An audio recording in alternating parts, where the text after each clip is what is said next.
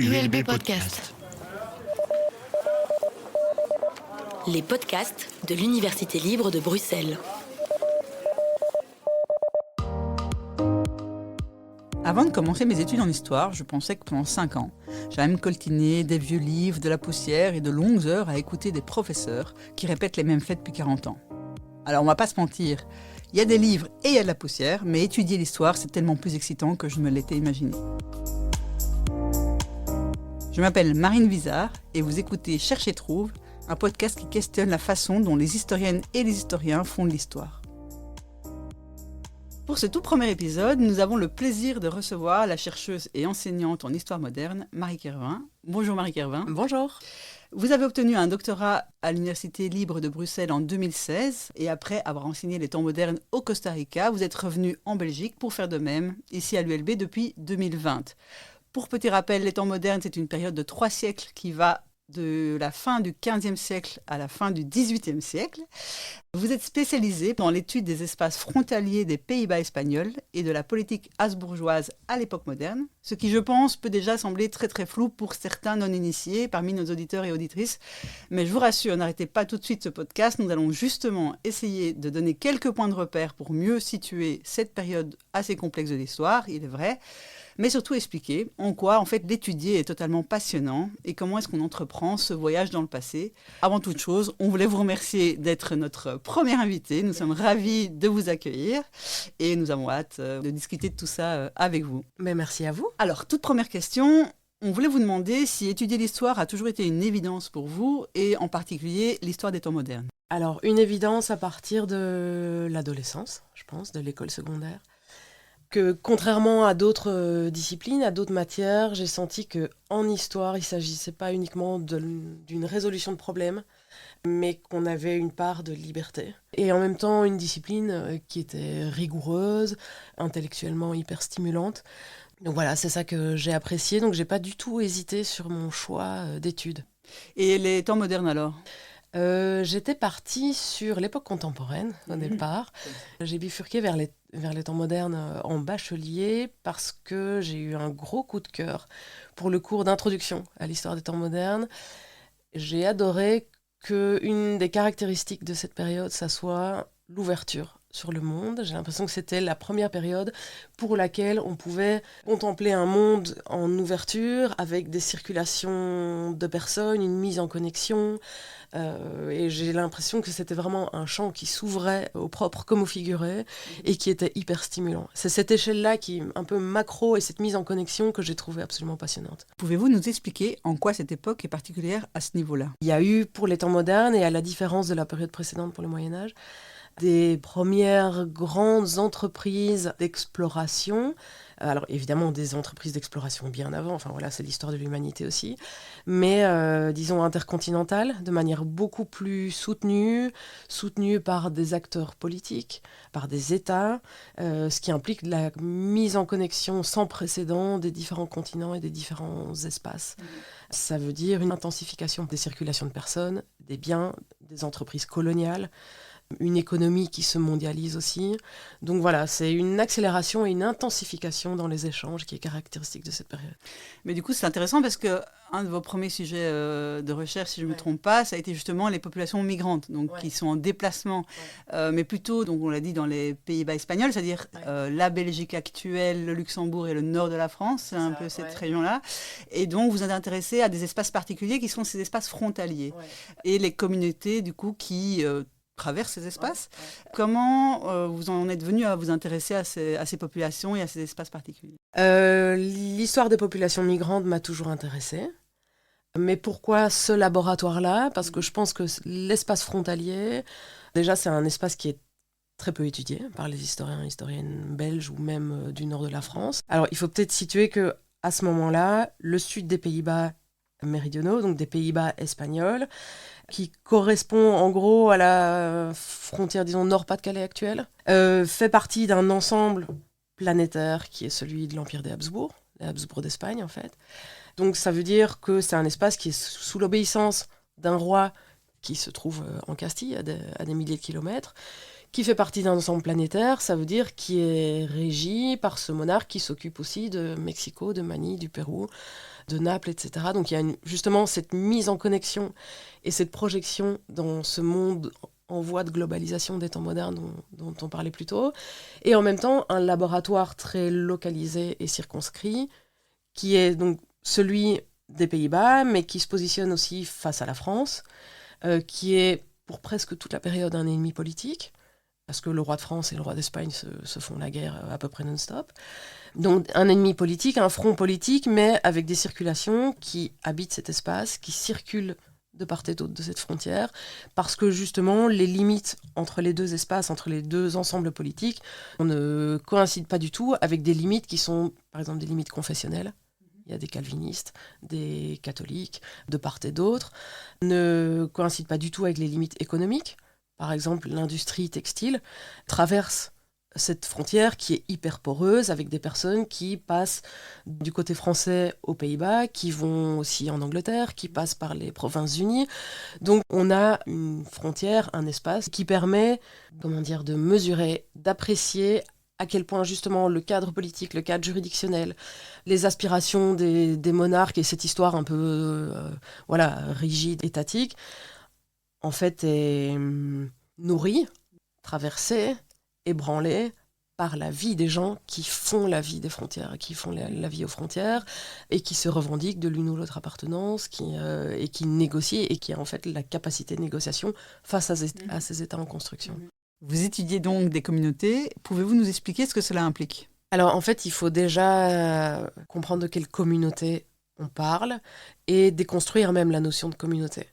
C'est-à-dire que la notion de communauté est parfois, souvent, anachronique, selon les groupes auxquels on s'intéresse, et pas toujours évident en fait de déterminer s'il y a communauté. C'est-à-dire que là, s'il y a 1500 migrants originaires d'un même pays ou d'une même ville qui sont installés dans une autre ville, ou dans un autre espace, est-ce que ces migrants ont l'impression de constituer une communauté ? Est-ce qu'ils se connaissent ? Est-ce que pour l'une ou l'autre institution ou administration, il s'agit d'une communauté ou pas ?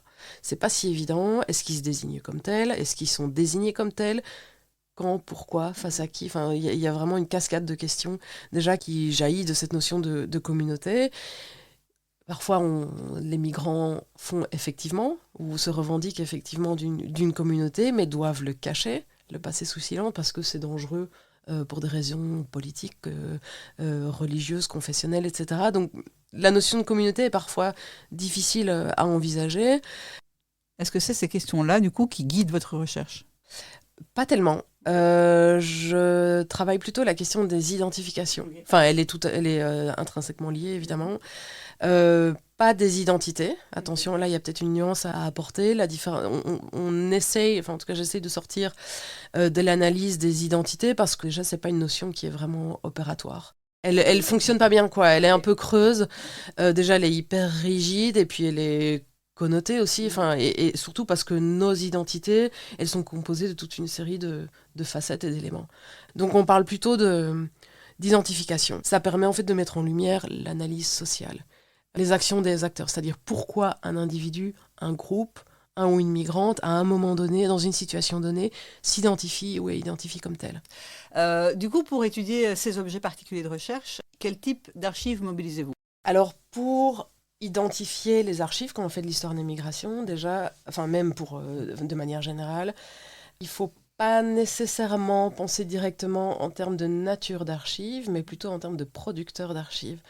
Ça revient à se poser la question, pour l'histoire des migrations par exemple, je m'intéresse, disons, aux personnes nées dans le Royaume de France qui se sont installées dans les Pays-Bas, me dire, ok, quels sont les acteurs, quelles sont les institutions, quels sont les groupes qui se sont intéressés ou qui ont dû statuer à un moment, qui ont dû enregistrer une information concernant ces Français. Mais ce qui sous-tend cette question, c'est où trouver les traces de ces étrangers dans les archives ?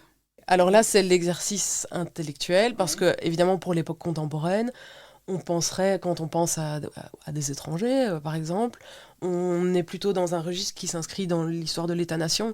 On pense à l'État, au gouvernement, aux politiques, on pense à l'histoire de la police, par exemple. Forcément, pour les périodes anciennes, ça demande de déconstruire un petit peu tout ça. Pour notre cas d'étude, on a en fait un millefeuille juridictionnel, c'est-à-dire que déjà, le vocable étranger n'existe presque pas dans les archives. Donc ça suppose de se poser la question, ok, en fait, qui sont mes étrangers ? Moi, je les appelle étrangers, mais pour la période que j'étudie, qu'est-ce qu'un étranger ? On est en fait étranger à une ville, on est étranger à une corporation, on est étranger à un groupe, à une paroisse, mais pas forcément parce qu'on vient d'un autre pays. Donc ça suppose d'identifier toute une série d'acteurs, de comprendre pourquoi ces acteurs se sont intéressés ou ont intégré ce type de personnes dans le cadre de leurs activités. Et ça suppose aussi de travailler sur différentes couches en partant du plus haut au plus bas ou vice-versa, mais d'avoir une approche très complémentaire dans les sources. Alors parfois on a une idée très claire de l'organisation de ces institutions et de ces acteurs. C'est généralement pas le cas quand on commence une recherche, donc il y a une part d'intuition, et puis on explore les inventaires. Enfin voilà, après ça on en revient aux méthodes de la recherche en histoire, mais ça se peaufine à travers le temps, quoi. Mais du coup, ça me fait une transition parfaite, parce qu'une fois que vous avez trouvé les archives, on va dire, et vous arrivez devant ces papiers, ces documents, par quoi est-ce que vous laissez guider et comment est-ce que vous les appréhendez ? Est-ce que vous avez déjà des questions extrêmement précises à leur poser, par exemple, ou vous vous laissez guider justement par ce qu'elles racontent ? Les deux, c'est-à-dire que la question de recherche aura déjà orienté l'identification de mes fonds et des documents que je vais consulter. Donc en amont, vous savez déjà ce que vous cherchez. On a une idée de l'objet. Alors l'objet est déjà en général plus ou moins identifié, même si la question de recherche n'est pas encore affinée, n'est pas encore très claire. Et en fait, elle évolue jusqu'à la rédaction, enfin en tout cas pour moi. Alors on a tous et toutes des expériences d'écriture différentes, mais la question peut évoluer au cours du travail, et ce sont aussi les trouvailles en archives, c'est aussi l'analyse des documents qui va permettre de recalibrer, d'ouvrir la chronologie, de délimiter ce qui doit être délimité. Est-ce que vous pourriez nous expliquer ce qu'est une question de recherche au final ? C'est la question que je formule, la question que je pose, et à laquelle je vais essayer de répondre. Alors je vais essayer d'y répondre en lisant plein de littérature qui existe déjà, que des collègues ou des prédécesseurs historiens ont déjà produit, mais aussi avec de la nouvelle documentation, par exemple des archives. Et ma question de recherche, c'est moi qui la pose, mais je la pose pas n'importe comment. Il faut qu'elle soit, si possible, nouvelle, qu'elle n'ait pas été posée par d'autres historiens, d'autres historiennes, ou alors elle aura été posée en d'autres termes, ou si elle a déjà été posée, je vais apporter des nouveaux éléments qui vont permettre de nuancer, de la faire évoluer. Je la pose parce que je la trouve intéressante, parce que les réponses qui auraient déjà été apportées à cette question ne me satisfont pas d'une manière ou d'une autre, parce que je trouve qu'elle doit être posée, parce que ça répond à quelque chose qui me pose problème actuellement. Par exemple, la question des migrations. En histoire, elle porte sur un objet, mais elle est aussi délimitée dans le temps et dans l'espace. Est-ce qu'il vous est déjà arrivé de vous sentir complètement frustré et découragé dans ces archives ? Vous ne trouvez pas ce que vous cherchez, vous vous y perdez, et si c'est le cas, est-ce que vous avez un exemple ? Oui, alors ça arrive souvent. Ça arrivait souvent au début du parcours de recherche. Ça arrive un peu moins parce qu'on a une meilleure connaissance des fonds et donc on sait calibrer les attentes. Mais ça fait partie de la vie scientifique. Je pense que c'est important que nos étudiants le sachent. Ça fait partie de la démarche aussi. Alors après, il faut voir ce qu'on en fait, essayer de comprendre pourquoi on est découragé et comprendre l'absence de résultats ou en tout cas l'insatisfaction par rapport aux résultats. Est-ce que c'est parce que la question de recherche a été mal formulée ? Est-ce que c'est parce qu'on n'a pas identifié les bonnes sources ? Ou est-ce que c'est parce que les sources ne nous disent pas ce qu'on attendait qu'elles nous disent ? Et donc là, il faut rester honnête et pouvoir faire parler la source dans ce qu'elle a à dire et pas contorsionner, pas forcer à faire entrer dans les cases qu'on avait envisagées au départ. Donc oui, ça fait partie de l'aventure. Et du coup, à l'opposé, est-ce que vous avez connu un moment Eureka, j'ai trouvé Oui, Alors heureusement, c'est aussi ça qui motive et qui fait avancer.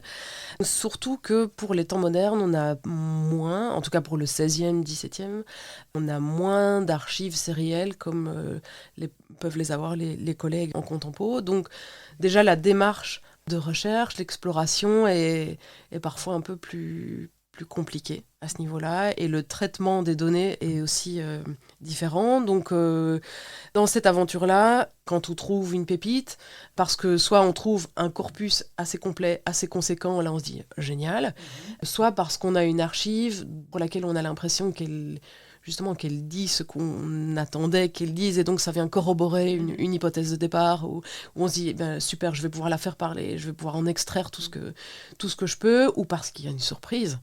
Pour plein de raisons, en fait, on peut avoir ces eureka. On voulait savoir si être comme ça dans les archives, est-ce que ça procure des émotions ? Ouais, je pense que des émotions pour plein de raisons. Déjà, on est, enfin en tout cas moi, très heureux de pouvoir être en archive, de pouvoir, de manière très pratique et pragmatique, avoir pu dégager du temps de recherche, qui nous manque toujours, de pouvoir éventuellement être en voyage, si on consulte, si on navigue dans des dépôts étrangers ou plus lointains, des émotions parce que les archives sont belles, donc on peut s'émerveiller de l'état de la documentation, d'une belle écriture, et puis parfois une émotion parce qu'on touche au vécu des gens. Alors évidemment, selon la nature des archives qu'on va consulter. Oui, je pense que l'émotion est centrale dans l'expérience de la recherche, que ça soit pour un bien ou pour un mal, que ça soit des émotions positives ou parfois des découragements. Quand est-ce qu'on s'arrête ? Est-ce que c'est parce qu'on a vu toutes les archives sur un sujet, ou est-ce que parce qu'on n'a plus de temps ou plus d'argent ou pour toute autre raison ? Alors, on n'a jamais vu toutes les sources pour un sujet. On n'a jamais consulté toute la biblio sur un sujet. On s'arrête parce qu'effectivement, il y a des échéances à tenir. En tout cas, dans ma propre expérience, je m'arrête quand j'ai l'impression que je suis en train de paraphraser ou d'apporter une nouvelle preuve à quelque chose que j'ai déjà prouvé, entre guillemets, que j'ai déjà développé, et que quelque part, ces nouveaux éléments n'apportent pas beaucoup plus ou ne permettent pas forcément de mieux exprimer ce que je suis en train d'exprimer. Donc une fois la collecte réalisée, vient le temps pour l'historien et l'historienne de l'écriture. Quand vient ce moment du travail, comment est-ce que vous faites une compilation de tout ce que vous avez trouvé ? Comment faire de toutes ces informations éparses un tout cohérent ? Alors là, c'est tout l'enjeu, évidemment, c'est de pouvoir travailler à la mise en récit. Et c'est évidemment le central dans le travail de l'historien et de l'historienne. Je pense que là, chacune a une expérience d'écriture assez personnelle. Il n'y a pas de loi universelle. On met en récit, en tout cas j'essaye de mettre en récit, en gardant en tête la question de recherche, qui doit rester centrale dans le développement pour ne pas se dissiper, pour ne pas partir dans des digressions, et vraiment partir dans un esprit de dissertation, en mesurant la part de nouveautés, la part d'exemples, en essayant de nourrir, de rendre le texte agréable à lire, de clarifier ce qui doit être clarifié, avec, en tout cas en ce qui me concerne, une écriture qui est assez lente. D'autres collègues écrivent très vite et ont un autre rapport à l'écrit, avec plus ou moins d'attention sur la dimension littéraire, le style, etc. On a un peu déjà évoqué la question, mais il y a des blancs. Des choses qu'on ne sait pas, qu'on n'a pas trouvées dans les sources au sujet de telle et telle personne. Qu'est-ce qu'on fait de tous ces éléments invisibles ? Alors, c'est une question qui est hyper importante. En même temps, il est assez difficile d'y répondre. Déjà, avoir conscience du blanc en question. Est-ce qu'il y a un blanc ? Est-ce qu'il y a une inconnue parce que j'ai pas pensé à un élément ? Est-ce qu'il y a une inconnue parce que j'ai mal posé ma question de recherche ? Est-ce qu'il y a une inconnue parce que je pensais que la source allait parler sur un élément pour lequel finalement elle est moins parlante que prévu ? Ou parce que simplement j'ai pas les données, ou parce que on arrive en fait aux limites de l'exploitation des archives par exemple. Mais c'est pas grave, en fait le blanc fait partie de la mise en récit, fait partie de la démarche scientifique, c'est-à-dire non seulement savoir s'arrêter, mais pouvoir faire de ce blanc un objet, de pouvoir le confronter. C'est-à-dire que dans vos écrits, quand vous ne savez pas quelque chose, vous dites là on ne sait pas. Oui. On le retrouve tel quel. Oui, on essaye d'être honnête, ça fait partie de la démarche. Et ne pas savoir ne rend pas les choses moins intéressantes. Est-ce que faire l'histoire, c'est juste d'écrire ce qu'on trouve dans les archives, ou y a-t-il une part d'interprétation de la part de l'historien ou de l'historienne ? Il y a déjà une part d'interprétation au moment de la définition de la question de recherche, parce que la question de recherche est justifiée, s'appuie sur une expérience personnelle, une expérience professionnelle, scientifique, des sensibilités. Donc déjà là, il y a une part de... C'est une question qui sera située, en tout cas par rapport à une expérience et des envies. Et interprétation, parce qu'on rassemble des données, on les traite et on les interprète, mais on doit aussi donner à les comprendre. Donc à partir du moment où il y a cette mise en récit, on est aussi dans l'interprétation. Et dans l'articulation d'un récit qui, idéalement, doit être le plus clair et intelligible possible. Après, interprétation ne veut pas forcément dire subjectivité, certainement pas subjectivité absolue, dans le cadre où, dans la mesure où cette interprétation et cette mise en récit s'inscrit dans un champ disciplinaire, dans un champ scientifique qui est reconnu, qui répond à certaines normes, on mobilise certains outils, on mobilise certaines méthodes, donc l'interprétation n'est absolument pas problématique. Et est-ce qu'au final, les écrits scientifiques doivent témoigner de cette part d'interprétation, de regard situé ? C'est important, en tout cas, quand on communique en histoire, de pouvoir donner à voir et à comprendre que le savoir qu'on est en train de construire et de communiquer est situé. Est nourri par une littérature qui est située, qui est le produit d'une tradition historique, académique, nationale ou pas, culturelle ou pas. Donc forcément, c'est situé. Et des questions de recherche qui sont situées aussi. C'est parfois évident, ça l'est parfois moins, selon les champs de recherche et selon les objets qu'on traite. Mais faire de l'histoire des migrations est déjà quelque part un parti pris. Ça ne veut pas dire qu'on milite, nécessairement, mais en tout cas qu'on aspire à donner de la nuance et à situer ces questions-là. On peut se poser la question, au final, quelle est l'utilité de tous ces savoirs pour nos sociétés actuelles ?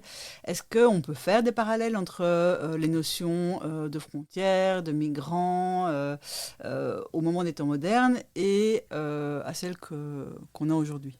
En étudiant les sociétés, les phénomènes d'une période donnée, en posant des questions qui sont, je pense, dans ce cas-ci, très actuelles, très contemporaines, qui sont motivées, en fait, ancrées dans notre réalité ici à l'ULB en 2025, mais aussi avec une histoire personnelle, un parcours professionnel, des centres d'intérêt, une curiosité, etc. On acquiert une meilleure compréhension des sociétés actuelles, mais aussi celles du passé.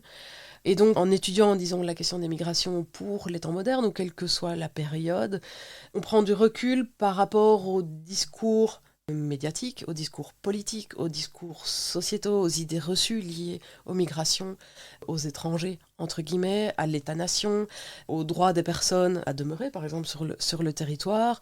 On déconstruit l'idée de frontières. En tout cas, on apporte de la nuance par rapport à des éléments qui sont omniprésents et étouffants, en fait, et qui polluent le discours médiatique. Et donc, en déconstruisant, oui, on relativise, en fait, on situe ces productions, ces discours, et on se dit, bon, mais tiens, c'est qui dit quoi sur tel sujet, sur telle question migratoire, et pourquoi. Donc ça permet de prendre de la distance, une distance critique, et qui est tout à fait nécessaire et salutaire. J'ai encore quelques questions avant de terminer ce podcast. Déjà, on voulait savoir quelle était votre actualité de recherche. Est-ce que vous cherchez toujours, vous fouillez toujours l'histoire des migrations dans les Pays-Bas espagnols, ou est-ce que vous en êtes un peu éloigné ? Alors, je reste sur l'histoire des migrations, mais cette fois-ci, je m'éloigne. Et au lieu d'étudier les migrants qui se sont installés dans les Pays-Bas espagnols, je pars des migrants originaires des Pays-Bas espagnols qui se sont installés, mais alors de l'autre côté de l'Atlantique, à la Nouvelle-Amsterdam. Et donc là, j'étudie une communauté de réfugiés, entre guillemets. Je ne suis pas sûre qu'ils soient si réfugiés que ça. Enfin, voilà, c'est une notion qu'on va déconstruire pour le XVIIe, XVIIIe siècle. Donc là, dans un champ d'histoire qui est plutôt un champ d'histoire coloniale. Eh bien, on a hâte de vous lire, en tout cas. Toute dernière question du podcast. Souvent, la communication des savoirs scientifiques, et en histoire, c'est la même chose, se fait principalement dans le milieu universitaire, dans l'espace universitaire. S'il était possible pour vous de transmettre un savoir, une connaissance comme ça, grâce à un claquement de doigts, à vraiment un très très large nombre de personnes, quel serait-il ? Alors, j'ai peur de donner la même raison, la même compétence que mes collègues, mais en même vous temps, êtes la première, donc ouais, vous pouvez y ça aller. va, mais en même temps, elle est pour moi essentielle. Enfin, je pense que c'est la plus importante, c'est l'esprit critique. C'est ça qui caractérise l'universitaire, quelle que soit sa discipline. Marie Kirvin, un grand merci d'avoir pris le temps de répondre à nos questions. Merci à vous.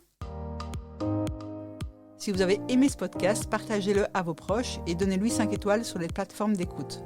Cela vous permettra de soutenir le projet et de le faire connaître à de nouveaux éditeurs et auditrices.